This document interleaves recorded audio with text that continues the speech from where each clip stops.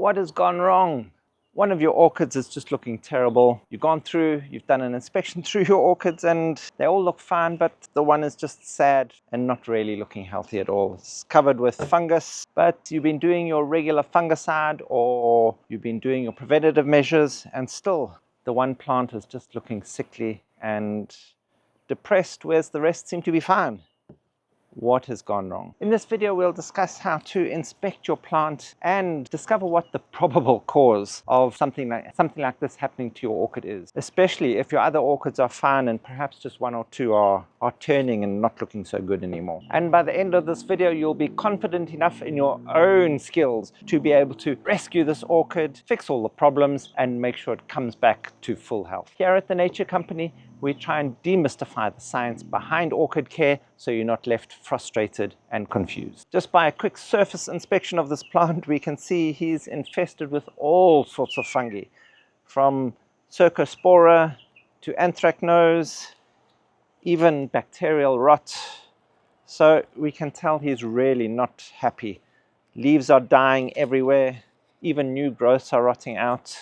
Some of those new shoots that are all pushing up at this time of year are even being infected with the fungus. So he's really not happy. Also, he only had one little flower spike where he should have been full of flowers everywhere. This can happen to just about any of your orchids, but this specific one is Area Hyacinthoides, and we'll just have a look to see what the problems are that may be causing all of this fungal growth, especially if we have been using some of those preventative measures, whether it's neem oil or whether it's contact fungicide, anything like that, that we generally use to help keep our plants free of fungus. Initially, just looking at this plant, we can see how full it is. So it's already starting to outshoot its pot. The top of the pot is just about completely packed full of these pseudobulbs, and there's not much room for terribly much air movement depending on where we've got it growing. For one, not getting enough air movement is going to cause stagnant air, which is also going to help with fungal growth and help it proliferate. Also, with there being such a big mass and mat of pseudobulbs means that it's going to be holding a lot of water. And we can see there's not much space for air to get into this pot since we don't have any holes in the pot, and the top of the pot is just about completely covered in those pseudobulbs, so there's no way for air to get in and around the roots. Although we know with Area Hyacinthoides they like lots of moisture, but they still need air around their roots to stay healthy. For one, he's outgrown his pot, so he needs to be repotted. And with this bacterial rot that's happening here, and since we can't see any of the media, we can presume that the media is already decomposed. Because with these guys, them needing all that extra moisture, often we use organic media that's going to hold moisture for longer than what just lava rock or stone would do.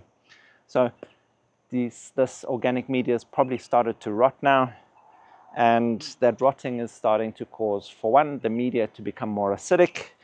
These guys don't want overly acidic media. They are then not able to absorb nutrients from the media, so they're going to go through nutrient shock or nutrient deficiencies, which are going to make the plant weaker. Also, by not being able to get air to those roots are probably rotting inside, especially with that media now decomposing, not letting air in. It's holding too much moisture now, so those roots are probably rotting away. So it's less likely to be able to draw up all the moisture that it's going to need, for one, but definitely not any of those nutrients that it needs. So as this plant is still trying to keep growing with all those new shoots, it's really struggling. What happens when plants start struggling, they're not healthy, is it makes it easier for fungal and bacterial infestations to happen. They are more susceptible to fungus at this point. It's almost like their immunity has dropped. It's like when our immunity is down, we're also more susceptible to flus and things, and they can take us out quickly. So the same is happening here. And now we need to remedy the situation. The only way to remedy this is through a repot. I know it seems obvious to everyone who does deal with orchids, but to some of those others, those newbies and that, they might not understand that repotting is one of the most important things when it comes to orchid care. You've got to repot timeously for your plant to ensure you're not setting it back like this. And going through the repot, we'll show you how we're going to treat this plant to ensure that this fungus doesn't spread any further or cause any further damage to the plant. We'll also go through the media that we're going to use. And remember, all of what I'm doing can be done for any orchid. I'll explain to you the decisions I make in choosing the media that will help you in your decisions when you're repotting your orchid, depending on which type of orchid it is. So the first thing we've got to do now is remove this from the pot. And that actually came out relatively easily. We can see how stuffed the pot was full of those roots, and the media is already falling out. We can see how rotten that media was. Okay, before I make too much of a mess there, we'll just empty out the media from the middle of this orchid.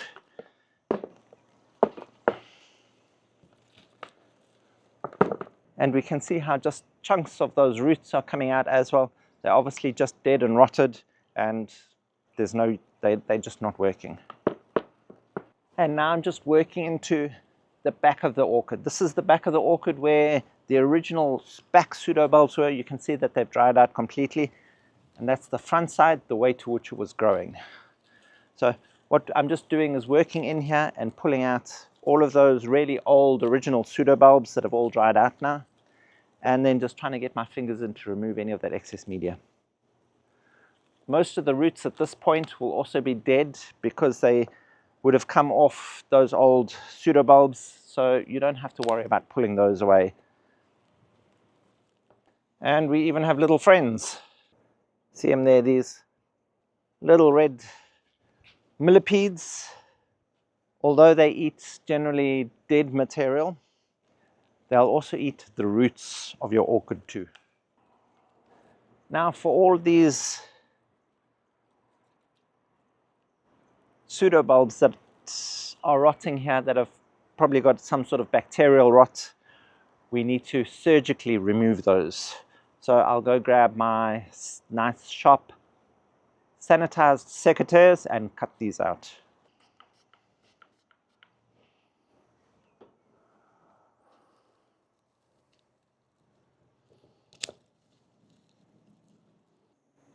Here's a good old example to see how the bacterial rot starts, and this whole pseudobulb will be eaten up by that rot soon enough.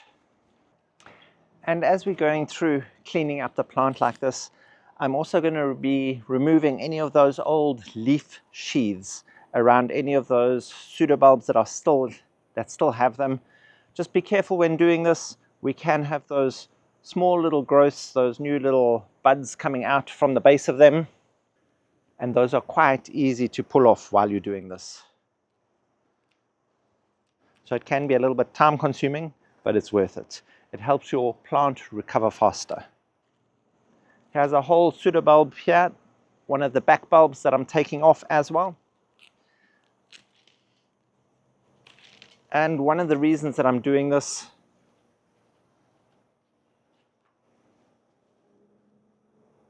is it just has that little bit of rot that started over there, and it's got a little bit squishy, and that will take out the whole pseudobulb. And while you're doing this, you have two options. Either dividing your plant up into smaller pieces, so that for one, it's going to be easier to clean up, and two, it's going to be easier to treat for your fungus and to replant, and then you're going to have more plants at the end of it. But I'm not going to be doing that here. Today I'm just cleaning this up properly and then treating it as one big plant, because I'm going to be potting it up into the next size container. It would probably be more beneficial if you did decide to divide your plant up at this point, just making sure that you can get every corner treated and cleaned out properly. So again, any of those old pseudobulbs that even have a spot of that bacterial rot are coming out. Even here we have a new pseudobulb. One of the previous seasons, it still has its leaves on, and it has a little bit of rot on it, so that's coming off too. This could probably still recover if you treated it properly, but I still have a large plant, so I don't need it. So it can just come off. It's also opening up that area for more air movement. Also, I'm afraid sometimes when your orchid has got to this point, you need to be a little bit ruthless to ensure that you can save it. We don't want to have to come back in 6 or 8 weeks' time and have to start retreating it for all sorts of other problems that may have stayed and re-emerged. And at this point, even if you see some of those roots are viable, but you can't get all of that media out, just be ruthless, cut those roots out, pull them off, because all this new growth is going to start setting new roots soon enough, and that will keep the plant going. So even if you destroy the majority of these old roots, it's going to be good. It's probably better to do that than to leave any parts that may be open to reinfection. Would have been easier if I had got the bread knife out like I did in that Cymbidium video.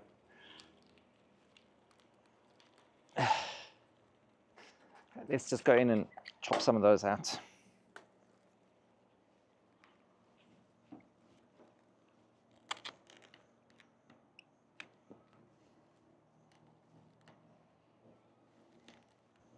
These little like orange beads aren't any dangerous insect eggs. They are actually slow release fertilizer.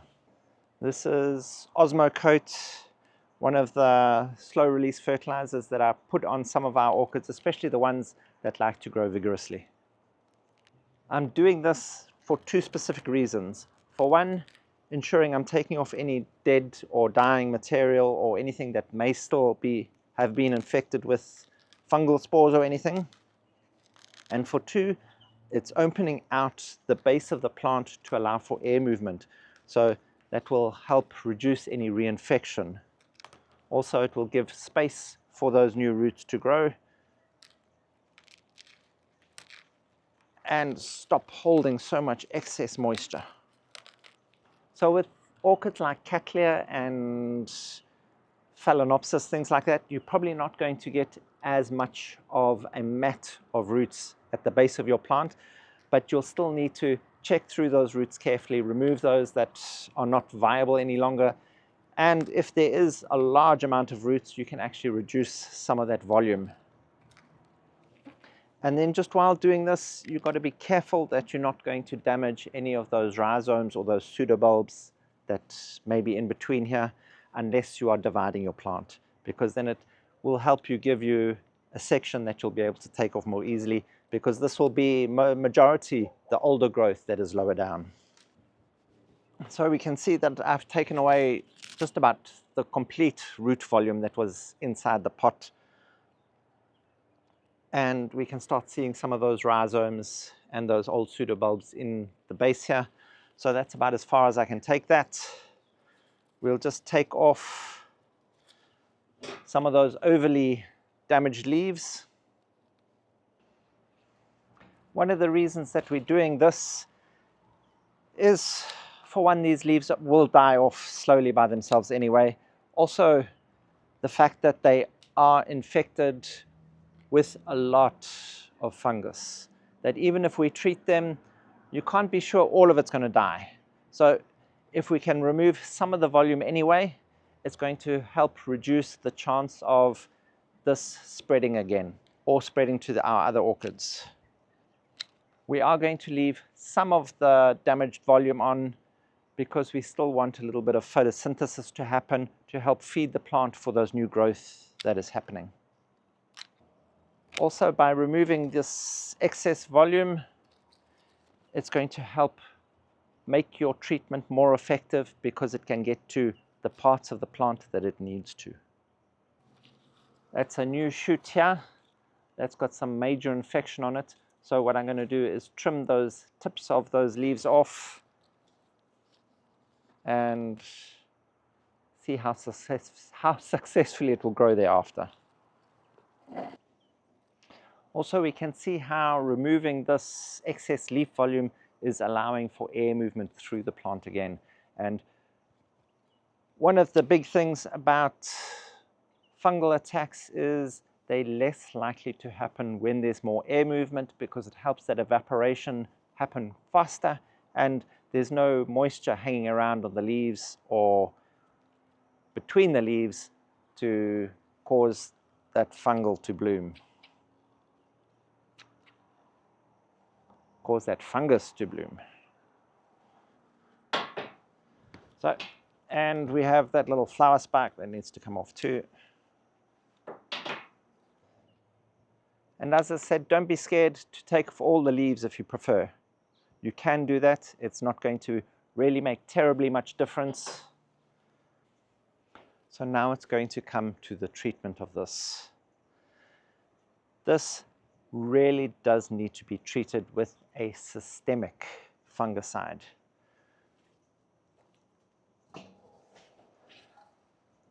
So what I'm going to be using here is Benomil. This is the one that's in my rotation at the moment, because always remember, when using fungicides, please be sure to rotate them. Don't use the same one over and over again for years in a row. All you're doing is breeding fungus that then becomes resistant to them. So rotate your fungicides between 3 or 4 different ones if possible, to ensure that you're not causing any big problems for yourself and anyone else. Remember, these are toxic chemicals, so remember, please use safety equipment and always stick to the mixing instructions. Don't think because you're adding more, you're doing better for your plant. All you're doing is wasting your ingredients and causing dangerous, harmful chemicals into the environment.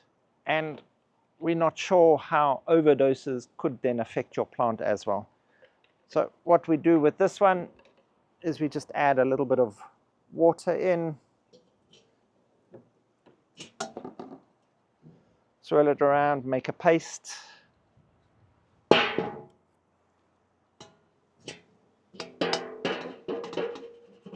and then add the required amount of water. One of the nice things about dipping or dunking your orchid into a fungicide like this ensures that all of the plant is going to be treated. That water is going to seep into those gaps between the leaves, it's going to get in between the roots, it's going to get everywhere that it needs to go. And what we're going to do now is we're just going to allow this to lie at different positions in this fungicide for about 10 or so minutes, to ensure that the plant can also absorb it up through the leaves and through the roots, or what roots are left. Remember, don't manhandle your plant with bare hands with chemicals in the water. So we'll just leave that to be treated for a bit and we'll come back. And now that we've had it soaking, we can then take it out and let it dry off before we start working with it. We don't want to work with it like this because we don't want to get any of this on our hands or on our face or anything like that. Remember to dispose of this with care. These chemicals are not only dangerous to you, but to your pets as well. Also, all of this infected material, rather put it into the trash or burn it if you can, because we don't want to put this out into our own compost heaps or anything, because it's going to just help spread the fungus back to our orchids. Now that our orchid is completely dry, it's on to the next step. This we didn't leave out here lying in the sun to dry. It was in a nice shady spot with lots of air movement pushing through to dry it out, because remember, this is Urea hyacinthoides. It doesn't like full sunlight. I'm just taping this in the full sun for better light for the video. So what we're going to do now is we'll take hydrogen peroxide 3%, and we've got that in our little spray bottle here. And all of those sections that we took those bacterial rot sections out of, we're going to spray with this. So we're just going to give it a good spray at all of those sections. I'm not spraying the leaves with the hydrogen peroxide. It's only in there where I'd seen those pseudobulbs that I'd pulled or cut off that had bacterial rot. That's just to sanitize those areas and kill that bacteria. And then what we can do is we can let that to just settle in and dry off for a second, because that hydrogen peroxide works very quickly. It oxidizes incredibly quickly, and as soon as it dries off a bit, we can then go in and add some cinnamon to those open wounds. That cinnamon also is going to help reduce the ingress of anything like your fungal spores or any more of that bacteria that might be around somewhere. So we can just take some cinnamon and wipe it on those open wounds, as easy as like that, like we do with all our other ones. I am going to avoid getting the cinnamon onto any new root growth or anything, because what we'll do is we'll just desiccate those roots. So we'll just get it onto those cuts. There we go. Now he's ready for repotting. So I'm going to be potting him up into a fairly large size pot, because I did say these are quite fast growing orchids. They can produce multiple new offshoots of each of their pseudobulbs, so they can fill up quite quickly. And we can already see this is going to almost fill up the full size of this pot anyway. So this will give it a 2 years worth of growth, and by then we'll have to repot it anyway, because we are using a bark media with something that's going to hold moisture. And we all know extra moisture is going to cause your organic media to rot more quickly. So we don't want to be putting this into a great big giant pot that we're still going to have to repot, because our media is decomposed. Also, again, you'll notice I don't have any holes in this pot, so it's not going to allow for air movement through. My air movement through my roots is going to be through my top. So I'm using a fairly large size bark. This bark was slightly bigger than I did in that dendrobium video that we did last. We'll link that in the description box below. It's a slightly bigger bark chunk because I am adding a media that's going to hold moisture. So it's going to allow for the air spaces, and this will allow for the extra moisture content that these areas like. You can use something like a sphagnum moss, but I'm going to be using this fine coir chunks and coir fibers in my bark. But remember, pre-moisten your media, especially if you're using something like sphagnum moss. Dry sphagnum moss like this absorbs a lot of moisture, so will absorb moisture away from your roots of your plant and into the sphagnum moss first. And remember, we're not going to be watering these guys for a while. We want the plant to go out in search of moisture, so we don't want the sphagnum moss drawing that moisture out of the plant, because we're not going to be giving it water too soon. I'm also going to be using charcoal.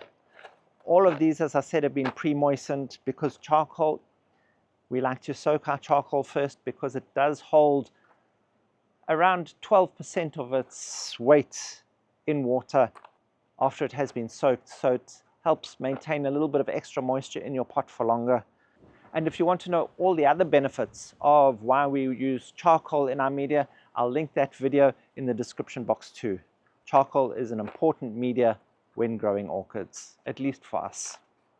So what we're going to do is do a almost 50-50 mix with the charcoal and the bark, and I don't have to worry about the size of the charcoal here. I can use quite large chunks of charcoal in relation to the size bark, because again, we're adding this moisture retaining media. So we're allowing for air gaps and moisture.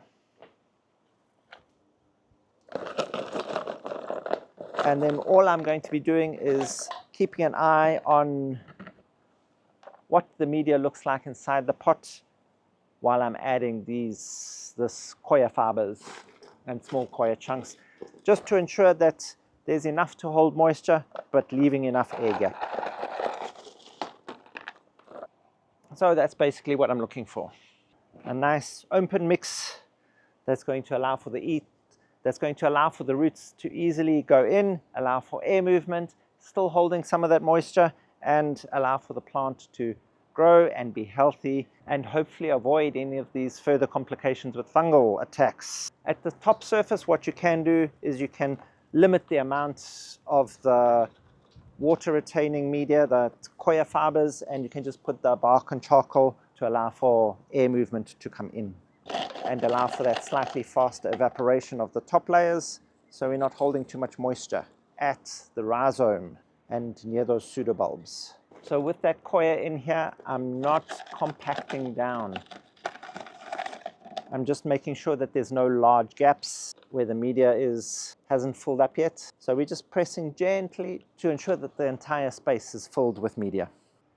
There we go. You may notice how high I've planted this orchid in the pot. This is to ensure that we're still getting that air movement into those rhizomes, around those pseudobulbs, so that we're not encouraging that fungal growth to come again.